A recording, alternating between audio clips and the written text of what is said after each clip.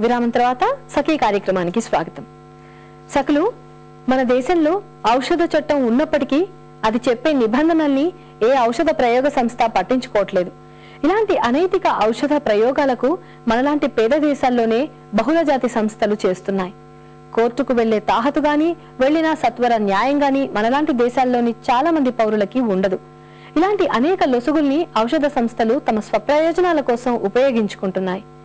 కొన్నేళ్ల క్రితం గర్భ నిరోధకానికి అంటూ స్త్రీలకి పెద్ద ఎత్తున టీకాల మందుల్ని ఇచ్చారు. దీంతో స్త్రీలు రకరకాల రోగాలకి, క్యాన్సర్ వ్యాధికి గురయ్యారు. దీనిపై దేశమంతా మహిళా సంస్థలు పెద్ద ఎత్తున గొడవ చేస్తే ఈ ప్రయోగాల్ని ఆపారు.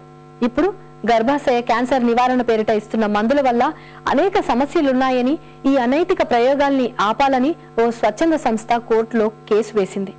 డాక్టర్లు ఇచ్చే మందుల్ని ఉచితంగా ఇస్తున్నారు కదా అని గుడ్డిగా తీసుకుని వేసేసుకోవటం కాకుండా వివరాల్ని అడగటం నేర్చుకోవాలి. మనం అనుమానం వస్తే ఫిర్యాదు చేయడానికి కూడా మనం వెనక్కి తగ్గకూడదు.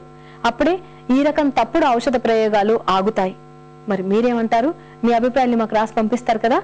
మా చిరునామా Sakhi, ETV 2, Ramoji film city, Hyderabad 501512. మా ఇమెయిల్ ఐడి sakhi@etv.co.in.